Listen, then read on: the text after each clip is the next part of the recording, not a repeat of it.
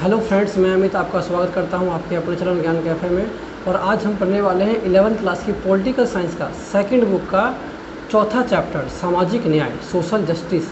आज हम इसके बारे में पढ़ेंगे। इस चैप्टर में हम जो जानेंगे, जो टॉपिक्स को कवर करने वाले हैं वो इस प्रकार से हैं। हम न्याय के उन सिद्धांतों को पहचान सकेंगे जो समाज में अलग अलग समय पर अलग अलग टाइम पर अलग अलग समाज में व्याप्त थे। मतलब समाज के अलग अलग ड्यूरेशन ऑफ पीरियड में अलग अलग टाइम पर तो समाज में किस प्रकार की न्याय व्यवस्था थी, हम उसको जान सकेंगे। और फिर हम जानेंगे कि वितरणात्मक न्याय क्या होता है। हम और जो थर्ड टॉपिक हमारा रहेगा वो ये रहेगा कि हम जॉन रॉल्स जो दार्शनिक थे राजनीति के, उनके न्याय के सिद्धांत को समझेंगे कि उनका न्याय का सिद्धांत क्या कहता है। अगर आप वीडियो को पूरी तरह देखेंगे और सारी शुरू से लेकर लास्ट तक बिना स्किप किए देखेंगे तो आपको जो है अच्छे से समझ में आएगा। और अदरवाइज़ अगर आप बीच में छोड़ना चाहते हैं वीडियो या फिर स्किप करते हैं तो आपको ठीक से समझ में नहीं आएगा। वीडियो को पूरा देखिए, अगर नहीं समझ में आता है तो हमें कमेंट में बताइए। पसंद आए तो लाइक कीजिए और नहीं तो डिसलाइक कीजिए, और कोई सजेशन है तो उसको भी डालिएगा। चलिए हम आगे बढ़ते हैं चैप्टर की ओर। तो सबसे पहले बात कर लेते हैं न्याय की। तो प्राचीन भारत में न्याय का अर्थ यह हुआ करता था कि न्याय को धर्म से जोड़ दिया जाता था। राजा का धर्म ये होता था कि वो न्याय उचित व्यवस्था की स्थापना करे, और फिर यह उसका प्राथमिक कर्तव्य था। इसी को न्याय मान लिया जाता था। न्याय की कोई निश्चित परिभाषा तो नहीं है हमारे पास। और जो सेकंड थे वो चीन के दार्शनिक थे जिनका नाम था कन्फ्यूशियस। उन्होंने कहा था कि जो व्यक्ति गलत काम करता है उसको दंडित करके राजा, और जो व्यक्ति अच्छा काम करता है उसको पुरस्कार देकर राजा जो है न्याय की स्थापना कर सकता है। ईसा पूर्व 4वीं शताब्दी के एथेंस के यूनान शहर के प्लेटो ने अपनी किताब द रिपब्लिक में कहा है कि उन्होंने जो है सुकरात के और उनके मित्रों की चर्चा को रेखांकित किया है। उसमें लिखा है, जिसमें वो बताते हैं कि जो सुकरात और जब उनके मित्रों की चर्चा हो रही होती है तो जो उनके मित्र होते हैं ग्लाउकोन और एक एंटीमोटस, शायद उनका नाम ये था, तो जब वो सुकरात से पूछते हैं कि जब अन्यायी लोग समाज में ज़्यादा सफल हैं, अन्याय करके, धोखाधड़ी करके, अपने लाभ के लिए कानून को तोड़ मरोड़ के, अगर ये सारे काम करके वो ज़्यादा सफल है तो हमें न्याय के रास्ते पे क्यों चलना चाहिए? जब अन्यायी लोग उन लोगों से ज़्यादा सफल है जो न्याय के रास्ते पर चलते हैं, तो हमें क्यों नहीं अन्याय का रास्ता अपनाना चाहिए? सुकरात ने इसका जवाब देते हुए कहा था कि अगर हर एक व्यक्ति अन्याय करेगा तो जो है अन्याय समाज में फिर कोई नहीं कर पाएगा। मतलब कि अगर हर एक व्यक्ति टेढ़ा हो जाएगा, अन्याय करता रहेगा, तो फिर जो हमारे मोरल एथिक्स है वो सब बर्बाद हो जाएंगे और हम खुद को सुरक्षित नहीं महसूस कर पाएंगे, क्योंकि अन्याय करने की कोई सीमा नहीं होती है।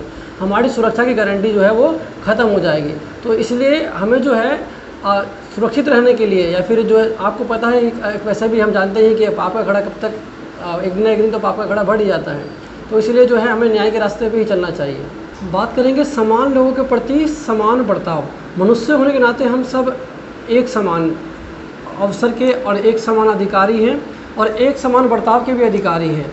और इस समानता को स्थापित करने के लिए कई जनतांत्रिक देशों ने अपने नागरिकों को कुछ मौलिक अधिकार दिए हैं, जैसे कि हमें मिला हुआ है समानता का अधिकार, स्वतंत्रता का अधिकार, मतदान करने का अधिकार आदि अधिकार भी इसमें शामिल हैं। इन अधिकारों को सुनिश्चित करने के लिए यह चाहिए कि किसी भी इस समानता के सिद्धांत को सुनिश्चित करने के लिए, अच्छी तरह से लागू करने के लिए यह चाहिए समाज में कि किसी के साथ वर्ग, जाति, नस्ल या लिंग के आधार पर कोई भेदभाव नहीं किया जाना चाहिए। कुछ उदाहरण से समझते हैं, जैसे कि अगर कोई एक ही काम के अगर दो व्यक्ति है और जो नीची जाति का व्यक्ति है, यदि उसको उसी काम के 75 मिलते हैं, जबकि उसके दूसरे व्यक्ति को जो एक उससे ऊपर जाति का व्यक्ति है उसको अगर 100 रुपये मिलते हैं, तो ये अन्याय होगा। ठीक इसी प्रकार से अगर हम एक ही स्कूल के अगर दो शिक्षक हैं, एक महिला एक पुरुष है, यदि सेम काम करने के, एक ही कार्य करने के एक को ज़्यादा पैसे मिलते हैं, एक को कम पैसे मिलते हैं, तो ये भी जो है वो समानता का खंडन करती है और इस प्रकार से हम इसे असमानता मानते हैं। तो हमें जो है समान बर्ताव और समान अधिकार के रूप में जो है समानता को देखना होता है। दूसरा जो हमारा पॉइंट होगा कि समानुपातिक न्याय क्या होता है? तो क्या समान व्यवहार करके, समान अधिकार देकर ही न्याय की स्थापना की जा सकती है? तो इसका उत्तर नहीं है। सिर्फ ये एकमात्र सिद्धांत नहीं है जो जिसमें खाली हम समान रूप से व्यवहार करें और समान अधिकार सबको दे दें तो क्या ये न्याय होगा? हर एक परिस्थिति में ये उचित नहीं है। जैसे कि आप देखेंगे कि अगर एक उदाहरण लिया जाए, जैसे कि अगर आपका परीक्षा होता है, परीक्षा के अंदर क्योंकि अगर आप एक ही स्कूल के विद्यार्थी हैं, एक ही स्कूल के छात्राएँ हैं, तो यदि आपको इस बिहार पर मार्क्स दिया जाए कि अगर आप जो है एक ही स्कूल के छात्र हैं, विद्यार्थी हैं, और आपको आपको सब समान अंक मिलने चाहिए, यानी सबको एक बराबर अंक दे देने, एक बराबर अंक दे देने चाहिए। और आप ये तर्क देंगे कि भाई हम सब एक ही स्कूल के हैं तो हमें बराबर अंक दे दो, तो यहाँ पर ये आपको बिल्कुल ही गलत लगेगा।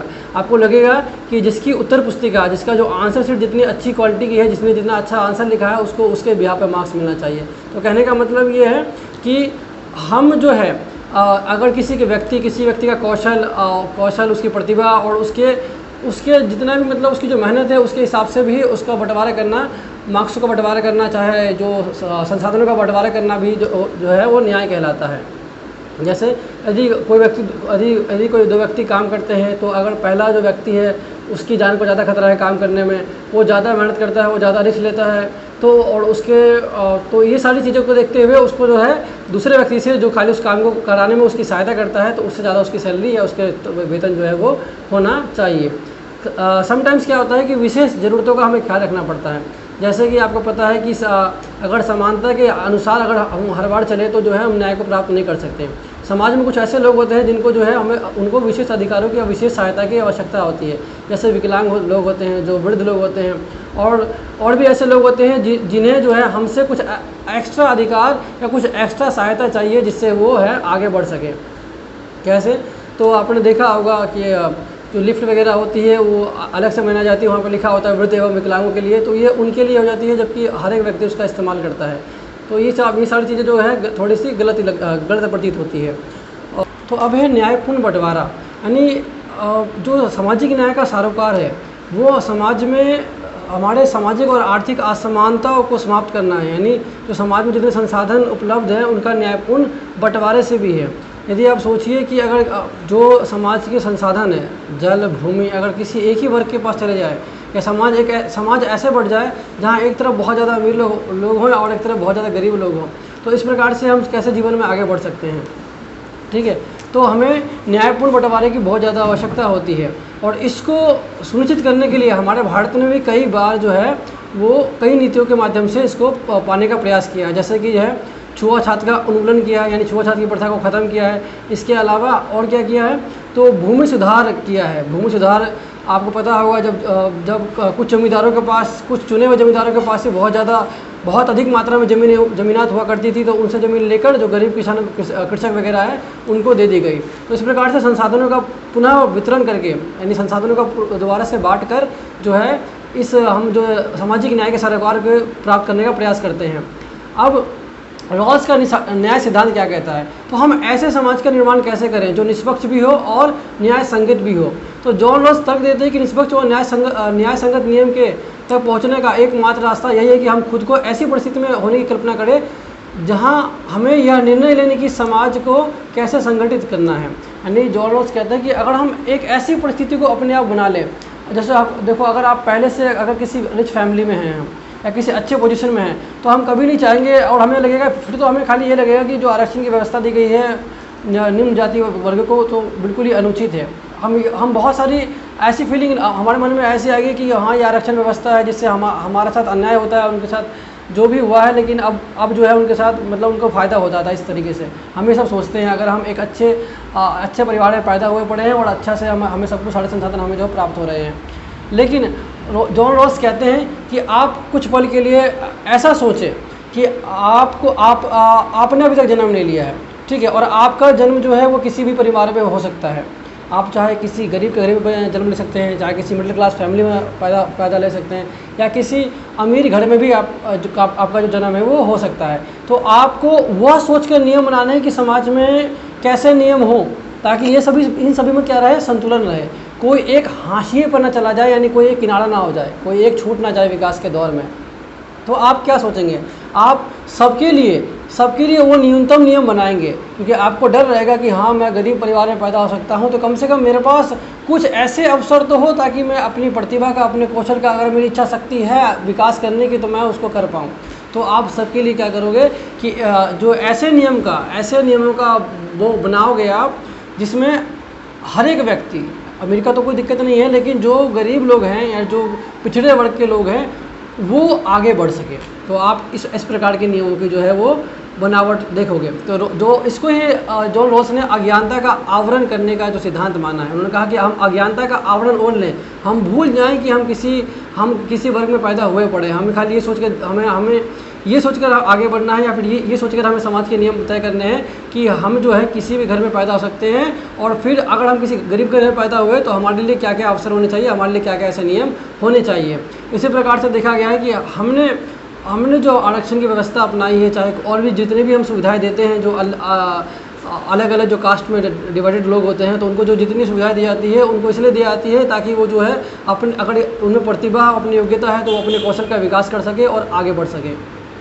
अब हम बात करेंगे मुक्त बाजार बनाम राज्य का हस्तक्षेप के बारे में। मुक्त बाजार मतलब होता है एक ऐसा बाजार जिसमें राज्य का हस्तक्षेप ना हो, जिसमें जो है स्टेट का कोई इंटरफेरेंस ना हो, जिसमें आप जो है अपनी प्रतिभा का, अपने कौशल का विकास करके अपनी वस्तुओं को चाहे आप अपनी सेवाओं को जो है वो बिना किसी दबाव के आप आगे बेच सकें। और कहा जाता है कि बाज़ार किसी की जाति, किसी का धर्म और की परवाह नहीं करता, वो इसकी परवाह भी नहीं करता कि आप मर्द हैं या औरत हैं। तो बाज़ार जो है हम जो है अगर मार्केट में सामान लेने जाते हैं तो हम ये देख के सामान लेने से मना या हानि करते हैं कि हाँ वो इस जाति का है, या फिर ये वो औरत है, या फिर ये मर्द है। तो जो ये मुक्त बाजार व्यवस्था है, और कुछ लोगों का मानना है कि ये एक ऐसी व्यवस्था है जिसमें जो समाज में न्याय को जो स्थापित करने में काफ़ी सहायता करती है।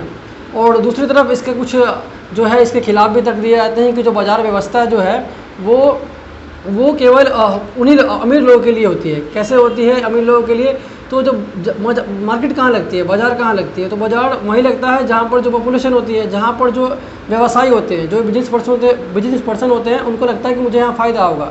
वो उस जगह अपना मार्केट, अपना बाज़ार लेके नहीं जाएगा जहाँ पर उसको फ़ायदा होने के चांसेस कम हो। इसीलिए जो है हमारे आप देखोगे कि शहरों में बहुत ज़्यादा मार्केट होती है, हर दूसरे तीसरे हर 100 मीटर के दायरे में आपको एक नया मार्केट दिख जाता होगा, है ना। और जो गांव के अंदर आपको मार्केट के लिए बहुत लंबा ट्रैवल करना पड़ता है कि हाँ हमारा मार्केट यहाँ से इतनी दूरी पे पड़ता है, हमारा मार्केट यहाँ से इतनी दूरी पे पड़ता है। मार्केट का अभाव रहता है, मतलब मार्केट की जो संख्या है, बाज़ारों की जो संख्या है उतनी ज़्यादा नहीं होती है, क्योंकि जो व्यवसायी होते हैं, जो भी मार्केट लगाते हैं, जो बाज़ार में प्रतिस्पर्धा करते हैं, वो उसी जगह अपना माल बेचने का या फिर अपनी सेवाएं बेचने का प्रयास करेंगे जहाँ पर उनको लाभ मिलता हो। ठीक है।